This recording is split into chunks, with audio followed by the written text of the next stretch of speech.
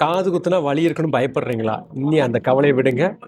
வாங்க பழனி ஸ்ரீ வாசவி ஜுவல்லரி மார்ட்ல இன்னைக்கு வலி இல்லாம காது குத்திக்கலாம். ஸ்டெப் பை ஸ்டெப் ப்ரொசீஜரை இந்த வீடியோல நீங்க பார்க்கலாம். வணக்கம். இன்னைக்கு வீடியோ பார்த்தீங்க அப்படின்னா ஒரு பொண்ணுக்கு வந்து பெயின் இல்லாம காது குத்துறது எப்படிங்கிறது நம்ம பார்க்க போறோம். நம்ம காது குத்துறதுக்கு முன்னாடி கொஞ்சம் பேசிக் ஸ்டெப்ஸ் பண்ண வேண்டியது இருக்குது. பிஃபோர் தட் நம்ம வந்து கையை வந்து நல்லா சானிடைஸ் பண்ணிக்கணும். நரம்பு இல்லாத இடத்த பார்த்து நம்ம மார்க் பண்ணிக்கணும். கிளியரா மார்க் பண்ணிட்டு நெக்ஸ்ட் வந்து பாத்தீங்கன்னா நம்ம யூஸ் பண்ற அந்த ஷார்ப்பான ஊசியும் சானிடைஸ் பண்ணிடுவோம்.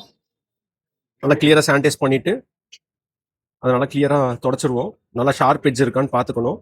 ஷார்ப் எட்ஜ் இருந்தால் தான் பெயின் ரொம்ப கம்மியாக இருக்கும் உங்களுக்கு.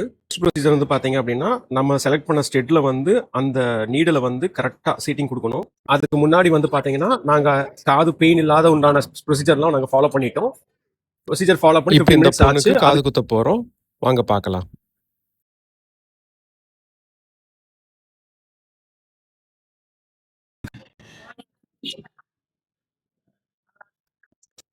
வலிச்சதா பாப்பா? ஓகே.